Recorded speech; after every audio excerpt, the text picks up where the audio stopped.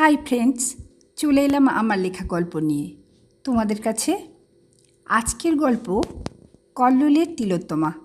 শুরু করছি আজকের গল্প কল্লোলের তিলোত্তমা। 15th আগস্টের প্যারেডের জন্য স্টুডেন্ট চাই। প্রাপ্তি ক্লাসে এসে চক দিয়ে লিখল সবাইকে অ্যাটেন্ড করতে হবে। Nursing college, first year. Tilottama খাতায় কিছু একটা নোট করছিল। হঠাৎ বোর্ডের লেখা দেখে দাঁড়িয়ে হাত তুলে বলে, আমার নাম লেখো। প্রাপ্তি 3rd ইয়ারের স্টুডেন্ট। সে বলে, তোমরা যারা যারা পার্টিসিপেট করবে তারা একটা সাদা কাগজে পরপর নাম আর রোল নাম্বার, ক্লাস এগুলো লিখে প্রফেসরস রুমে ডক্টর মিত্রর কাছে জমা দিয়ে আসবে। ডক্টর মিত্র এই 15th আগস্টের অনুষ্ঠানের পুরো দায়িত্বে আছেন। এরপর তিলোত্তমা 15th আগস্টে যারা যারা পারফর্ম করতে চায় তাদের নাম, রোল নাম্বার একটা সাদা কাগজে লিখে জমা দিতে যায়। সেখানে ডক্টর মিত্রর খোঁজ করে। একজন প্রফেসর এগিয়ে এসে বলেন, পল্লবীর আজ একটা ভাইটাল অপারেশন চলছে নার্সিংহোমে। কি প্রয়োজন বলুন আমায়? তিলোত্তমা বলে, আপনার নাম? আমার নাম? নামে কি হবে? ডক্টর মিত্রকে কি প্রয়োজন বলুন? না, ঠিক আছে, ওনার সাথেই কথা বলবো। ঠিক আছে, কাল আসুন, উনি থাকবেন। কয়েকদিন পর তিলোত্তমা খুব সুন্দর প্যারেড প্র্যাকটিস করছিল। পল্লব মানে ডক্টর মিত্র দেখছিল করিডোর থেকে। কল্লোলকে দেখে পল্লব বলে, মেয়েটা বেশ এফিসিয়েন্ট, দেখ খুব সুন্দর প্যারেড করছে। ধুর, ওই মেয়েটা একেবারে কথা বলতে জানে না। বাদ দে, আমি বেরোচ্ছি, হসপিটালে যাব। গাড়ির চাবি হাতে ফিরে যেতে যেতে একটু দাঁড়িয়ে তিলোত্তমাকে দেখল। বেশ দৃঢ়চেতা, চোখ দুটো উজ্জ্বল, বয়স্কার চুল, মাথায় 5 ফুট 6 ইঞ্চির মতো হবে। ওপাশ থেকে মুখ ফিরিয়ে নিচে নেমে যায় সিঁড়ি দিয়ে। কল্লোল লক্ষ্য করে পল্লবের সাথে তিলোত্তমা খুব স্বাভাবিক কথাবার্তা বলে, আর কল্লোলকে দেখলেই চোখ ফিরিয়ে নেয়। কল্লোল বোঝে খুব ড্যাশি মেয়ে, এই কলেজে মাঝে মাঝে ক্লাস নিতে আসতে হয়। সেদিন কল্লোলের ক্লাস ছিল ফার্স্ট ইয়ারের স্টুডেন্টদের সাথে। তিলোত্তমা সেদিন অ্যাবসেন্ট ছিল। পরের দিন ক্লাসে আসতেই অনেকে ডক্টর কল্লোলের ভূয়সী প্রশংসা করছিল। অপারেশন থিয়েটারে কি কি সাবধানতা অবলম্বন করতে হবে, পেশেন্টদের কীভাবে হেল্প করতে হবে সে বিষয়ে অনেক কিছু বুঝিয়েছিলেন। তিলোত্তমার খুব খারাপ লাগছিল ক্লাস করতে না পারার জন্য। 15th আগস্টের পর থেকে তিলোত্তমা ডক্টর মিত্রকে যেখানেই দেখে হালকা কথাবার্তা বলে। যেদিন ডক্টর কল্লোল থাকে সেদিন তিলোত্তমা আর দাঁড়ায় না। একদিন লাইব্রেরিতে দেখা হয়। ডক্টর মিত্র কারোর সাথে কথা বলছিলেন। তিলোত্তমাকে দেখে সাথে সাথে বলে, hi Tilottama. Yes sir. Oh no, don't call me sir, we are just friend. Okay, thank you sir. Tilottama তার স্বভাব সিদ্ধভাবে চোখ কুচকে হাসে। স্যার, আপনার ওই বন্ধু কেমন যেন হুঁকোমুকো বলে আবার হাসে। কেন, কি করলো? এবার চোখ গোল গোল করে বলে, করবে করবে আবার কি? কেমন গোল আলুর মতো চোখ, বাচ্চাদের মতো গাল, শক্তপোক্ত নয়। ঘড়ি ধরে পড়াশোনা করে ডক্টর হয়েছে বোধহয়। আপনার মতো ম্যাচিওর হতে ওর অনেক সময় লাগবে। ডক্টর মিত্র একটু অবাক হওয়ার ভান করে বলে, বড় হয়নি বলছো? কেমন যেন। সে কি, দেখো না একটু চেষ্টা করে একটু ম্যাচিওর করা যায় কি না। কাকে স্যার? আপনার বন্ধুকে? Never ever. ছাড়ুন তোর কথা। আজ কোথায় ডিউটি স্যার? নার্সিংহোমে নাকি হসপিটালে? আজ হসপিটালে যাব। Bye sir. এরপর বন্ধুর সাথে সামনের দিকে এগিয়ে যায়। ডক্টর মিত্র ওর যাবার ভঙ্গিমার দিকে তাকিয়ে থাকলো। মেয়েটা একদম অন্যরকম, খুব লাইভলি, কিন্তু রেয়ার। সত্যি যদি কল্লোলকে একটু স্মার্ট করে দিতে পারত খুব ভালো হতো। এরপর নিজের মনেই হাসে। ক্লাস শুরুর 3 মাস পর এক্সকারশন ছিল ফার্স্ট ইয়ার সেকেন্ড ইয়ারের স্টুডেন্টদের নিয়ে। না, তিলোত্তমা যায়নি। পল্লবীর খুব ইচ্ছা ছিল কল্লোলের সাথে তিলোত্তমাকে একটু মুখোমুখি বসানোর। ডক্টর মিত্রকে তিলোত্তমার খুব ভালো লাগে, একদম নিজের দাদার মতো মনে হয়। কলেজের মুখে দেখা হয় ডক্টর মিত্রর সঙ্গে। স্যার বলে হাসি মুখে এগিয়ে যায় তিলোত্তমা। আরে আমার কি সৌভাগ্য! তিলোত্তমা পিছনে ফিরে তাকায়। ডক্টর মিত্র তিলোত্তমাকে বলে, আরে তোমাকেই বলছি, অন্য কারোকে নয়। You are my heart throb. Sir, আপনি না সব সময় ভুল মানুষকে ভুল কথা বলেন।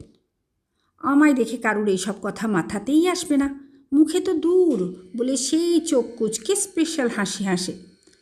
আমার তো সরাসরি মুখেই আসে। আচ্ছা, bye, see you again. Doctor Mitra বেরিয়ে যেতেই পরের গাড়িতে সেই হুকোমুখো হাতে স্টেথো নিয়ে গাড়ি থেকে নেমে সোজা হাঁটতে থাকে। তিলোত্তমাকে দেখে কোন দিকে যাবে বুঝে উঠতে পারে না। একটু মজা করার ইচ্ছে নিয়েই বলে, গুড মর্নিং স্যার। মর্নিং। আপনার এখন ডিউটি? হুম। আপনি কথা বলতে পারেন না? এবার দাঁড়িয়ে বলে, বলুন, কি বলতে হবে? স্টুডেন্ট কি আপনি বলে? এবার চুপ। মনে মনে বলে, একেবারে ডেপো। আজকে আমাদের ক্লাস নেবেন স্যার? আমি জানি না, শিডিউল চেক করতে হবে, মনে নেই। আমি আপনার ক্লাস করি না, আপনি জানেন।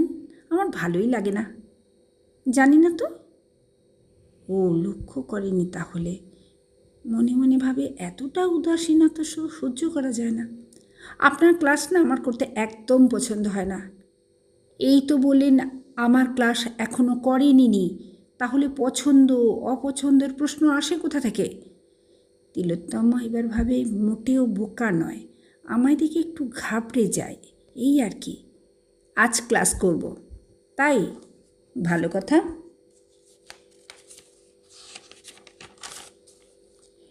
একটাও ক্লাস অ্যাটেন্ড না করে আমার সম্বন্ধে খারাপ কথাগুলো কি করে বললেন?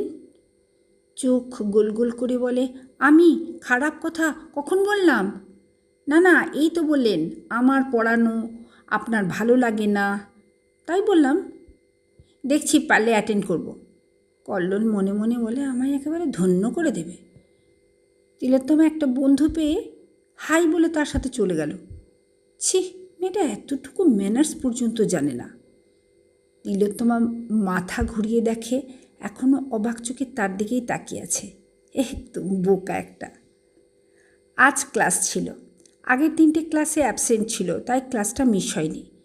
কল্লোল এসে সবাইকে অ্যাড্রেস করে তারপর পড়ানো শুরু করে। কল্লোল একবারও তিলোত্তমার দিকে দৃষ্টিপাত করেনি। তিলোত্তমা মন্ত্রমুগ্ধ হয়ে অবাক চোখে কল্লোলকে দেখেই গেছে। এতটুকু পড়াও কানে যায়নি। কখন যেন ক্লাসটা শেষ হয়ে গেল, বেল পড়ে গেল। তিলোত্তমা সম্বিত ফিরে পায়। এবার পড়ানো শেষ করে বলেন, নেক্সট ক্লাসে আমি কিন্তু পড়া ধরব, সবাই প্রিপেয়ার হয়ে এসো। যাবার সময় তিলোত্তমার দিকে তাকিয়ে একটু হেসে বেরিয়ে যায় ক্লাস থেকে। পল্লবীর সাথে দেখা হতে পল্লব চোখ নাচিয়ে মজা করে বলে, 40 মিনিট একটা মেয়ে তোর দিকে তাকিয়ে রইল, মানেটা বুঝিস?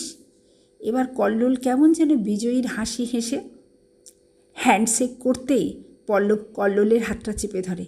এতটা ইগনোরেন্স কিন্তু মেয়েরা সহ্য করবে না বস, একটু বুঝে চলো ব্রো।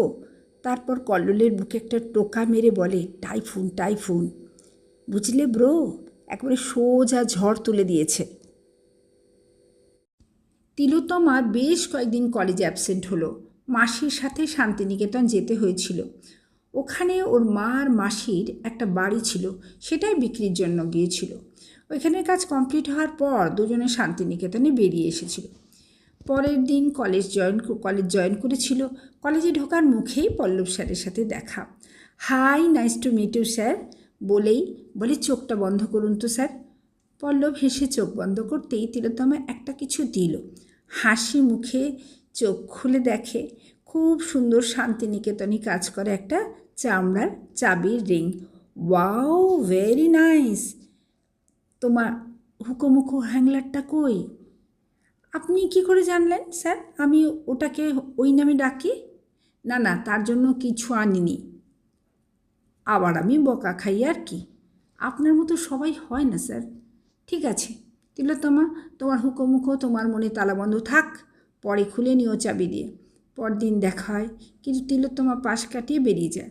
লাইব্রেরিতে একটা বই এক্সচেঞ্জ করতে গিয়ে দেখে সেখানে ডক্টর মিত্র নিউজ পেপারে চোখ বুলাচ্ছে। বইটা নিয়ে এগিয়ে যেতেই সামনেই তিনি। পল্লব এবার উঠে গিয়ে কল্লোলের একটা হাত ধরে তিলোত্তমাকে বলে, কল্লোলের গিফটটা কই? কল্লোল এগিয়ে যেতে চাইলে পল্লব, দাঁড়া না, তোর একটা গিফট আছে। এবার পল্লব তিলোত্তমার দিকে তাকালে তিলোত্তমা সত্যিই বিব্রত বোধ করে। তিলোত্তমা অবাক চোখে বলে, কিসের গিফট স্যার?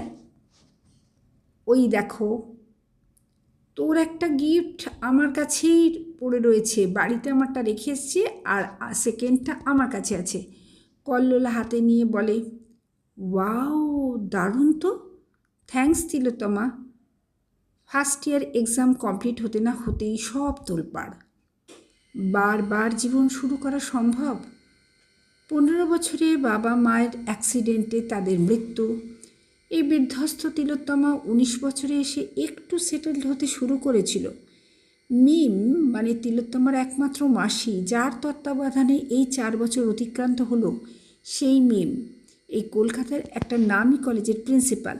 এক মারাত্মক অসুখ তাকে আক্রান্ত করলো। হঠাৎ মিমের এই অসুস্থতার খবর যখন মিশুর কানে অস্ট্রেলিয়ায় পৌঁছয়, তিনি তাদের দীর্ঘ 5 বছরের অদেখাকে উপেক্ষা করে তার কাছে ও দেশে মিমকে নিয়ে যেতে চায়। এখানে তিলোত্তমার একার পক্ষে কিছু করার সামর্থ্য ও সম্বল কোনোটাই ছিল না। মানুষের মনোবল তখনই অটুট থাকে যখন শরীরটা তাকে সাথ দেয়। চোখের সামনে তিলোত্তমা শুধু পরের পর দৃশ্যপট পরিবর্তন হয়। যে মিম তার হাজব্যান্ডকে তার ব্যক্তিগত কারণে 5 বছর উপেক্ষা করে শুধুমাত্র মা বাবা হারা দিদির একমাত্র মেয়েকে বুকে আগলে কলকাতাকেই আশ্রয় করে ঘর বানিয়েছিল, এরপর স্বামীকে সব ভুল করা কাজগুলোকে আনদেখা করে তিলোত্তমার উপর নির্ভর করে উড়ে চলে স্বামীর কাছে সুদূর অস্ট্রেলিয়ায়। এই সব পিছনে ফেলে এয়ার টিকিট হাতে মিমকে সঙ্গী করে বিহঙ্গের মতো পাড়ি দেয় অস্ট্রেলিয়ায়। তিলোত্তমা জানে, নতুন অবস্থান, নতুন ভাবনা, নতুন কাজ, সব আস্তে আস্তে ঠিক হয়ে যাবে। আকাশের কাছাকাছি মেঘের মধ্যে দিয়ে বিমান চলছে। নিচে যেমন সব কিছু কাগজের মতো সাদা, ঠিক তার জীবনটাও এমনই। এই সাদা কাগজে কোনো লেখা পড়বে না, লেখার আঁচড় পড়লেও তা স্থায়ী হবে না। এটাকে সে শিরোধার্য করে নিয়েছিল। তার জীবনটা না ফোটা গোলাপের কুঁড়ির মতো। আশা আছে কিন্তু ভরসা নেই, কর্ম আছে কিন্তু ফল নেই, ভালোবাসা থাকলেও তাতে প্রাপ্তি নেই। অনেকেই তাদের মজা করে ডাকত কল্লোলিনীর তিলোত্তমা। না, তা হবার নয়। এই অপূর্ণতাকে নেড়ে চেড়ে বোধহয় জীবন উতরে যাবে। এয়ারপোর্টে মিশু আসে, হাতে অনেক টাটকা তাজা গোলাপ। তিলোত্তমা দেখে মিম পরম আদরে তা গ্রহণ করছে। তিলোত্তমার খুব ভালো লাগে এই দৃশ্য। এই 19 বছরে তার একটি মাত্র গোলাপ সম্বল, তাও যার আনা সে একজন, আর যার হাত থেকে পাওয়া তিনি আর একজন। এয়ারপোর্ট থেকে বাড়ি ফেরার পথে নিজের চিন্তায় ভাসতে ভাসতে, নিজের কথা মনে মনে হাসতে হাসতে একটু বোধহয় গোলাপের প্রাপ্তিকে মনে করে কাউকে ভালোবাসতে বড় ইচ্ছে করছে। তিলোত্তমা কত দূরে সবাই, কাউকে কিছুই জানায়নি। আজ একটা ফোন করবে পল্লব স্যারকে, বলবে তার কলকাতার পাঠ শেষ। তিলোত্তমা নিজেও জানে না এদের কাউকে আর কোনো দিনও চোখের সামনে দেখতে পাবে কি না। আজ পর্যন্ত কল্লোলকে সে বুঝেই উঠতে পারেনি। শুধু বুঝেছে একজন ইন্ট্রোভার্ট মানুষ, খুব ভালো ডাক্তার, আর একজন জ্ঞানী প্রফেসর। আর আর আর কোনো কিছুর উত্তর তো সে জানে না। সে হয়তো কোনো দিন তাকে পাবেও না। তার এই বোহেমিয়ান জীবনকে তার বন্ধুরা খুব একটা মেনে নিতে পারে না, তাই বন্ধু বান্ধবের সংখ্যাও তার খুব কম। এতটা বড় হলো, তার স্মৃতি তো খুব বেশি মানুষও নেই। মোবাইল খুলে পল্লবকে হোয়াটসঅ্যাপ করে, প্রথমে হাই পাঠায়, ওপাশ থেকে আনসার টাইপ হচ্ছে বুঝতে পারে। 4 বার কথা লেখার পর হোয়াটসঅ্যাপে কল করে পল্লব। হ্যালো, কী হলো, শরীর খারাপ নাকি, এতগুলো দিন কোথায় ছিলে? উত্তর লেখে, আমি ইন্ডিয়া থেকে অস্ট্রেলিয়ায় চলে এসেছি। বাকিটা যতটুকু বলার দরকার ঠিক ততটুকুই বলে। কল্লোলকে ফোনে কনফারেন্স নিচ্ছি বলে পল্লব কল্লোলকে ফোনে নেয়। আমি কল্লোল।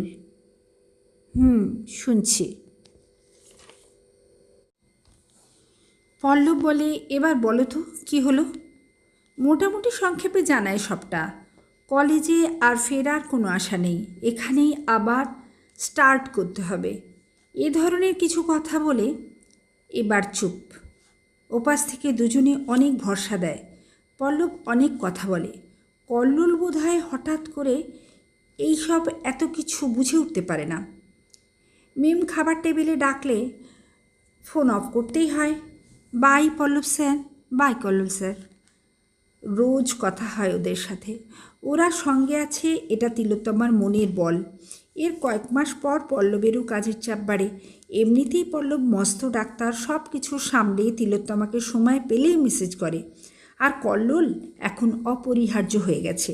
যে মানুষটা নিজের কথা, নিজের কাজ, নিজেকে নিয়ে ব্যস্ত থাকতো, এত দূরে আসার পর সেই কল্লোল তার মনের সবটুকু জুড়ে বসে গেছে। এখানে এসে সে ডাক্তারি পড়তে শুরু করেছে। এ কথা জানতে পেরে পল্লব কল্লোল দুজনেই খুব খুব খুশি। যাক, আবার আমাদের একজন সদস্য বাড়ছে। কিন্তু প্র্যাকটিসটা হবে কলকাতা থেকে, কি হবে তো? তিলোত্তমা হাসে। কল্লোল এখন বেশ সপ্রতিভ। পল্লব, ও না এলে আমি ঠিক অস্ট্রেলিয়ায় পৌঁছে যাব, দেখিস। পল্লব বলে, আমি তো তাই চাই ব্রো। তোরা এইভাবেই পরস্পরের পাশে থাক। বছরগুলো যেন যৌবনের গতিতে দুর্দার ছুটে চলে যায়। শুধু পড়া আর পড়া, তারপর পরীক্ষা, আবার পড়া, আবার পরীক্ষা, এই সব চলতেই থাকে। আর সঙ্গে থাকে এদের সান্নিধ্য। কল্লোল যে অস্ট্রেলিয়ায় তিলোত্তমার সাথে নেই সেটা সে ফিলই করতে পারে না। সব প্রশ্নের উত্তরে আছে কল্লোল। ডাক্তারি পরীক্ষায় পাশ হলো, মনে হলো বিরাট এক যুদ্ধে জয়ী সে। এই যুদ্ধে তার কোনো প্রতিপক্ষ নেই, তাই যুদ্ধটা এত কষ্টের। নিজের সাথে নিজের লড়াই, ভীষণ চ্যালেঞ্জিং। তাও শেষ হলো এক সময়। জয়ের মালা নিয়ে ফিরল কলকাতায়। কাউকে না জানিয়ে শুধু মিম আর মেশোর পারমিশন নিয়েই সে চলে এসেছে। পল্লব এখন আমেরিকায়। এয়ারপোর্টে অনেক অনেক গোলাপ নিয়ে এসেছে তার হুকোমুখ। বিস্মিত হয়ে যায়। আরে, আমি তো কিছুই জানাইনি। অস্ফুট স্বরে বললেও উত্তরটা স্মার্টলি আসে। কল্লোলের তিলোত্তমা আসছে, আর কল্লোল না এসে পারে? খুব ভালো লাগে। এখন এই কয়েক বছরে সত্যি সত্যি অনেক স্মার্ট হয়ে গেছে। ফুলগুলো পিছনের সিটে রেখে সামনের সিটে তিলোত্তমাকে নিয়ে গাড়ির স্টিয়ারিং ধরে। তিলোত্তমা কলকাতাকে দেখছে দু চোখ ভরে, আর ঘ্রাণ নিচ্ছে কলকাতার। 6 বছর পর কলকাতায় আসা। গাড়ি চলতে থাকে। একটা গানও শিখে ফেলেছে, জানেন ম্যাডাম। গাইব? এক মুখ হাসি নিয়ে, চোখ কুচকে স্বভাবসিদ্ধ হাসিতে মুখ ভরে ভ্রু তুলে তাকিয়ে বলে, গান? আচ্ছা, হয়ে যাক। কল্লোল তার বেসুরো গলায় গান ধরেছে। এই পথ যদি না শেষ হয়। জীবনটা তো গোটা একটা পথ, তার কিনারায় পৌঁছতে তাদের দুজনের এখনও অনেকটা বাকি। গানে গানে বসন্তও চলে আসে। শিমুল, পলা সব ডালি ভরে নিয়ে অপেক্ষা করে থাকে তাদের জন্য। কেমন হবে তুমি বলো তো? তুমি বলো না, তুমিই বলো বলে হা হা করে হাসতে থাকে তারা উদাত্ত কণ্ঠে। শেষ করলাম আজকের গল্প, কল্লোলের তিলোত্তমা। কেমন হয়েছে অবশ্যই জানাবে। আর কেমন হয়েছে তা জানানোর জন্য আমার কমেন্টও লাগবে। আর যদি গল্প ভালো লাগে তাহলে তো অবশ্যই ভালো ভালো কমেন্ট লিখবে। আমি অবশ্যই চেষ্টা করব এর থেকে ভালো ভালো আরও গল্প নিয়ে আমার এই চ্যানেলে আসতে। আর যদি ভালো লাগে তাহলে অবশ্যই যারা এখনও সাবস্ক্রাইব করোনি আমার এই চ্যানেলটাকে অবশ্যই সাবস্ক্রাইব করবে। ব্যাস।